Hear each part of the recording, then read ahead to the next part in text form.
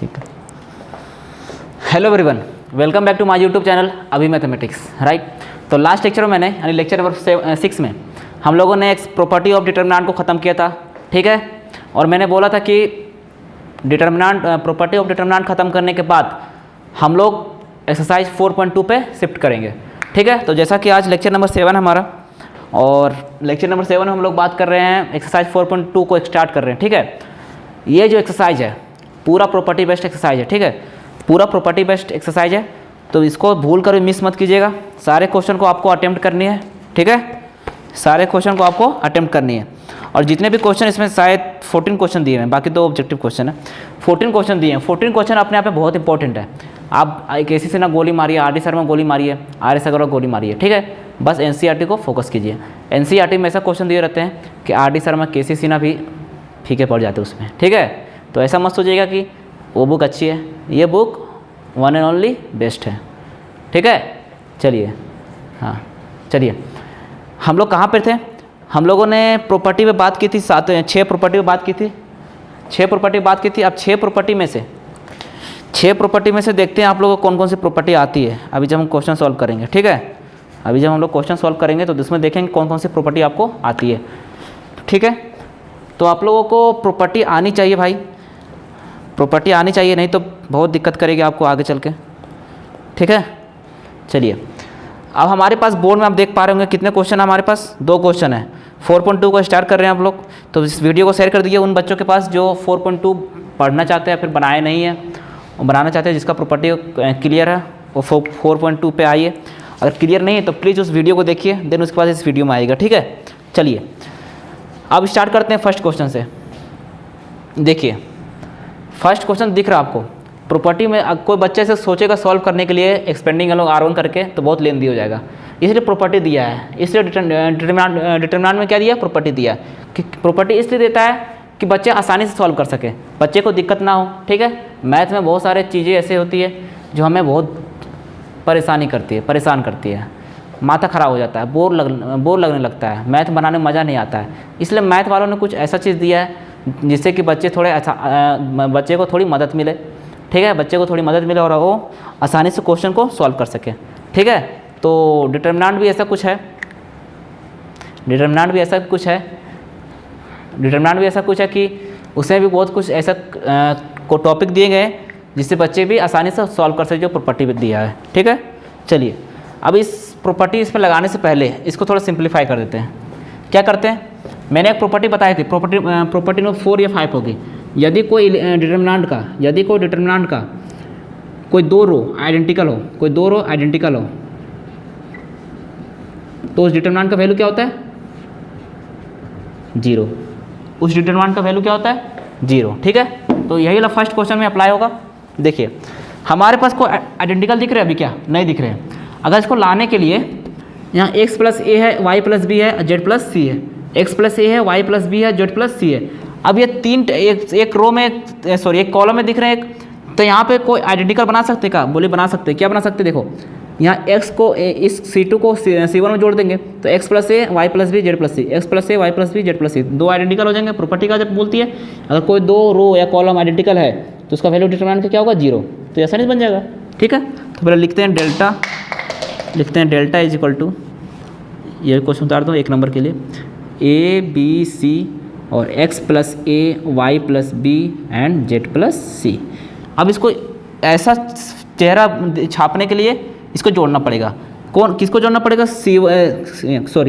C1 में operation apply करने के लिए C2 का एलिमेंट C1 में जोड़ना पड़ेगा। तो क्या करेंगे? हम C1 में ऑपरेशन अप्लाई कर रहे हैं तो क्या करें? C1 + C2 कर दे रहे हैं, तो C1 में ऑपरेशन अप्लाई होगा तो C1 + C2 है, तो C1 + C2 यानी x + a हो जाएगा। इसमें x + a, y + b and z + c।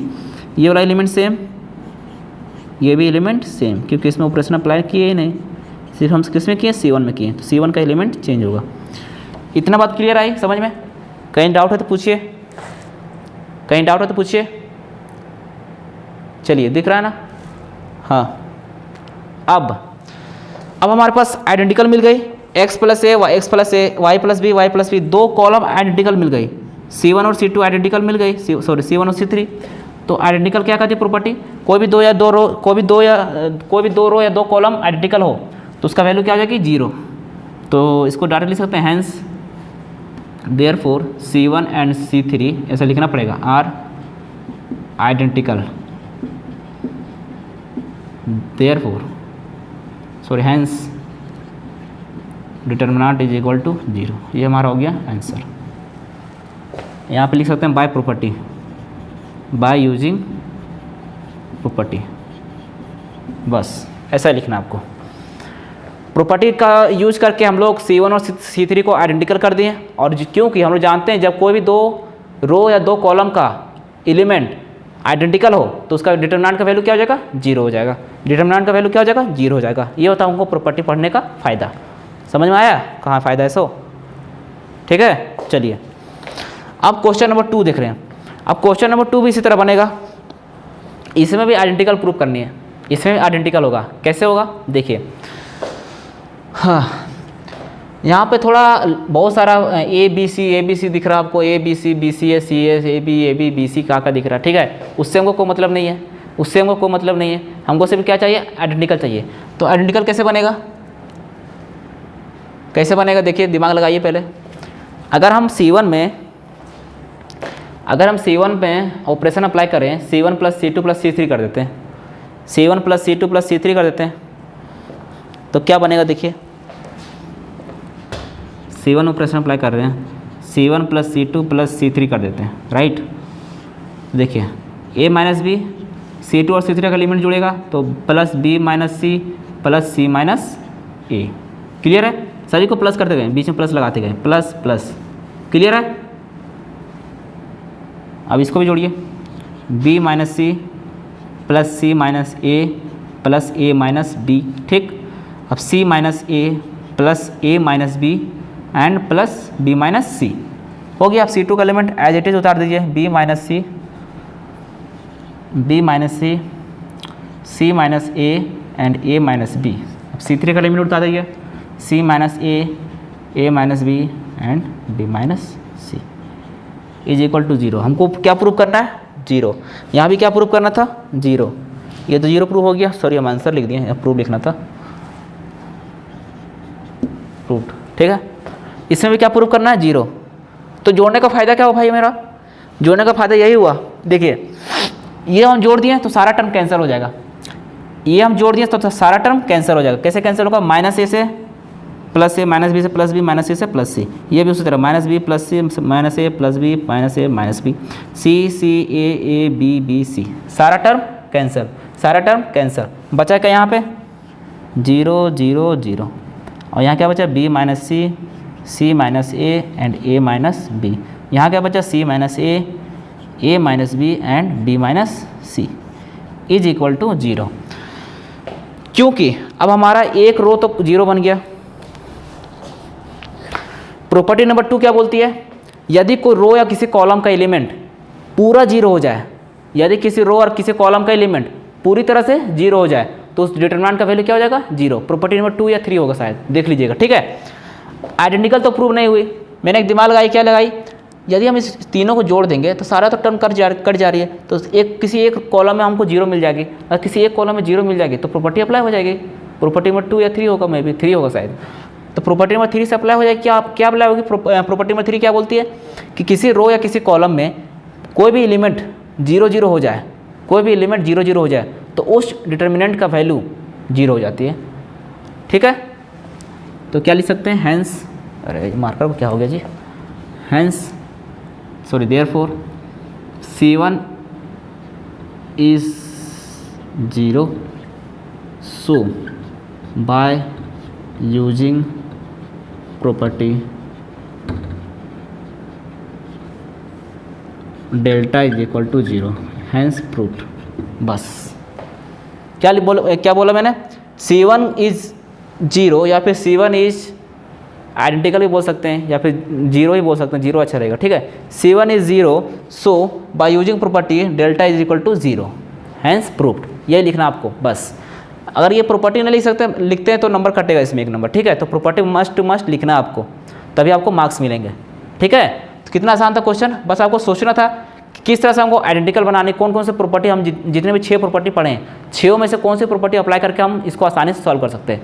अगर आप इसको एक्सपेंडिंग का लोग R1 करते तो कितना लेंदी हो जाता, लेकिन आंसर इसका 0 ही आता, इसका आंसर 0 ही आता। आप सॉल्व करके देख लीजिएगा, इसलिए प्रॉपर्टी पढ़ने का फ़ायदे होती है। ठीक है, चलिए क्वेश्चन नंबर 3 पे पढ़ते हैं। क्वेश्चन नंबर 3 देखिए, क्वेश्चन नंबर 3 भी आसान है। देखिए क्वेश्चन नंबर 3 भी आसान है, बस इसमें कांस्टेंट दे दिया है। अब कांस्टेंट से घबराइएगा मत बच्चे लोग, क्योंकि हमको सिर्फ एक ही माइंड में रखना है, क्या प्रॉपर्टी किसी तरह से अप्लाई करनी है इसमें, इस क्वेश्चन में किसी तरह प्रॉपर्टी हमको बनानी है, या फिर आइडेंटिकल या फिर जीरो टर्म। ठीक है, देखिए क्वेश्चन नंबर 3 पहले पढ़ते हैं। क्या एक नंबर दिया, इसको क्या प्रूव करने बोला, हाँ इसको 0 के इक्वल लाना बोला। ठीक है, इज इक्वल टू 0 प्रूव करना है, उसको भी 0 प्रूव करनी है ना। ठीक है, चलिए अब देखिए यहाँ पे 3 सभी रो या सभी कॉलम में नंबर है। ठीक है, अब इसको आइडेंटिकल हमको प्रूव करनी है, या फिर आइडेंटिकल देखिए अगर हो पाता तो ठीक है। देखिए 65, 75, 86 है, तो हम किस इन 2 कॉलम में किसी का ट्रिक लगा सकते हैं क्या, जो इसके इक्वल आ जाए। अगर ये जो नंबर है या ये जो नंबर किसी रो या कॉलम में आ जाए तो आइडेंटिकल हो जाएगा। यदि C1 C2 C1 में आ जाए तो C1 और C3 आइडेंटिकल हो जाएगा, तो इसका वैल्यू क्या आ जाएगा 0। ठीक है, तो आइडेंटिकल लाने के लिए क्या करें, देखिए 9 सतह 63 प्लस 2 65, एक ट्रिक बन रही है। 9 8 72 प्लस 3 75, 9 9 81 प्लस 5 86, बन गई ट्रिक इस कॉलम के लिए। देखिए समझिए, C1 में ऑपरेशन अप्लाई कर रहे हैं। ठीक है, आप C1 में कर रहे हैं, तो C1 में कर रहे हैं तो क्या लिखे रहे, 9C2 प्लस C1 कर दे रहे हैं।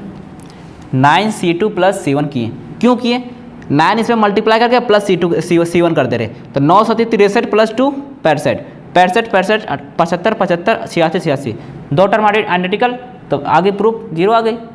समझिए, तो इसमें आपको दिमाग लगानी पड़ती है कैसे आइडेंटिकल इसको प्रूव करें। क्वेश्चन में दिया रहता है, बस आपको देखना रहता है, माइंड पढ़ने रहता है। ठीक है, चलिए तो मेरा डेल्टा क्या मिलेगा, पहले आप डेल्टा लिखिए, डेल्टा इज इक्वल टू इतना। ठीक है, हम तो भूल गए लिखने के लिए, छोड़ो। तो ऑपरेशन अप्लाई करने के बाद क्या हो जाएगा, यहाँ पे 65 हो जाएगा, 9 सती 63 प्लस 2 65, 9 8 72 3 75, 9 9 81 5 86, बीच वाला टर्म एज इट इज, इसमें कोई ऑपरेशन अप्लाई नहीं हुआ। C3 भी एज इट इज, देखिए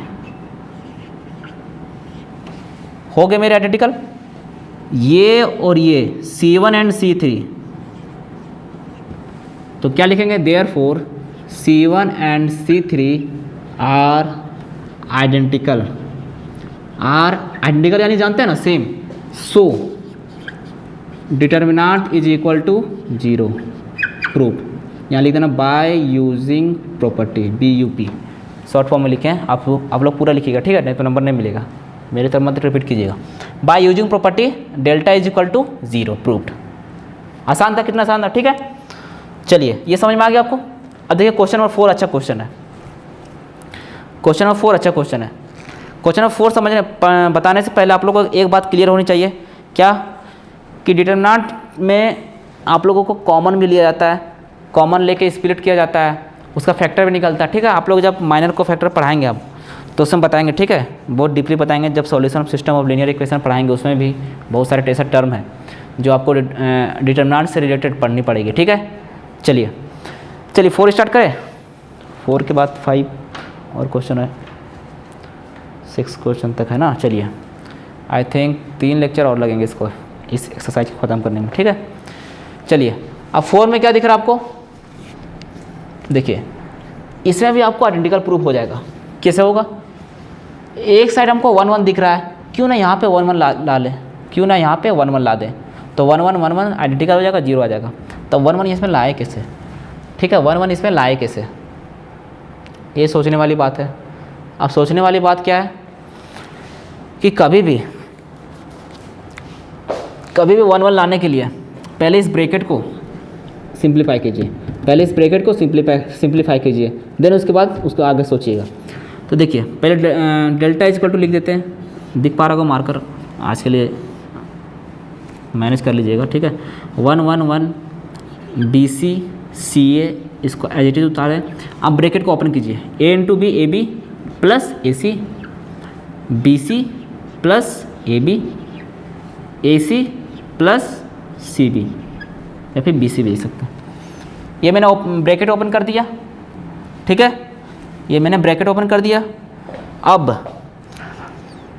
कुछ ऐसे टर्म है जो कट रहे हैं 1 1 लाने के लिए। देखिए ध्यान से, मैं भी सोच रहा हूँ क्यों ना हम C3 में C2 में कॉमन लेके A प्लस बी कर देते हैं। अगर ऐसा होता है तो ठीक है, इधर दिख रहा है ना आपको। अगर ऐसा होता है तो ठीक है, नहीं तो फिर एक और टर्म होती है C3 में ऑपरेशन अप्लाई करें, C3 प्लस C2 कर देते हैं, C3 प्लस C2 कर देते हैं, C3 प्लस C2 कर दे। देखिए C3 में ऑपरेशन अप्लाई कर दे रहे हैं, C3 प्लस C2 कर दे रहे हैं। क्यों कर दे रहे हैं? जोड़ने के बाद हम कॉमन ले सकते हैं। अगर कॉमन ले लिए, क्या कॉमन लिए? AB plus BC plus AC, तो कॉमन लेने के बाद इधर 1 1 बच जाएगा, तो हमारा काम आसान हो जाएगा, हमारा काम आसान हो जाएगा। कैसे होगा? देखिए delta is equal to, markup क्या हो गया जी, 1 मिनट रुक जाइएगा।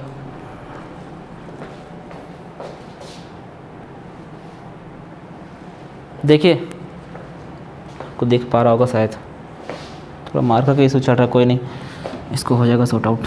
चलिए, चल रहा है कि नहीं चल रहा है जी? देखिए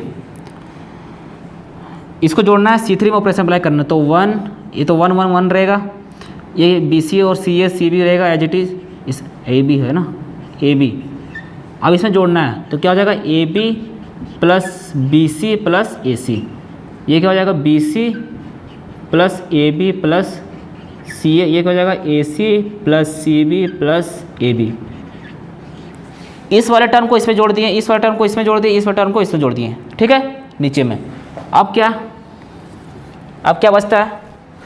अब देखिए हम सभी टर्म सेम है, AB BC AC, AB BC AC, AB BC AC, तो क्यों ना सभी टर्म में कॉमन ले ले, इसी को कॉमन ले, तो इधर 1 1 बच जाएगा, तो 1 1 1 1 इक्वल आइडेंटिकल, तो हो गया प्रूफ, ठीक है। तो क्या कॉमन ले ले इसमें?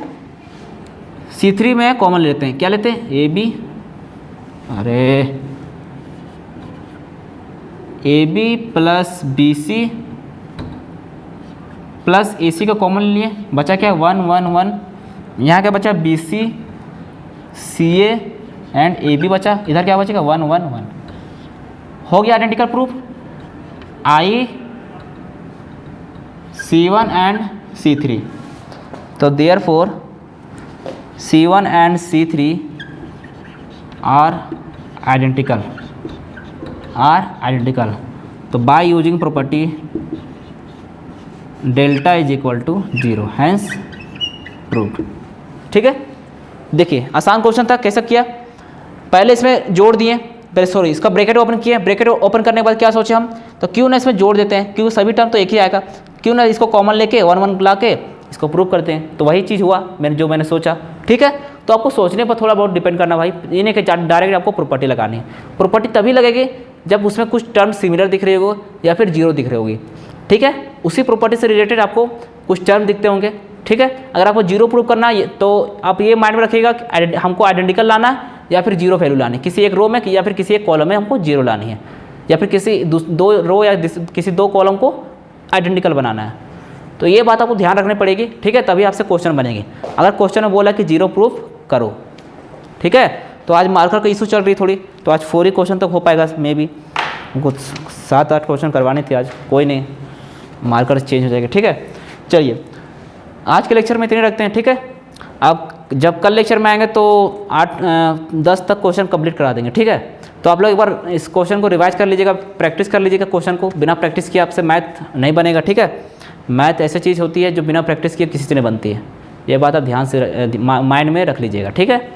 चलिए अब मिलते हैं नेक्स्ट लेक्चर में, यानी लेक्चर नंबर 8 में मिलेंगे, ठीक है, कुछ दिनों बाद, ठीक। चलिए आज के लेक्चर में इतने रखते हैं, तब तक आप लोग पढ़ते रहिए मन लगा के और खुश रहिए और बात रहिए, तब तक के लिए थैंक यू।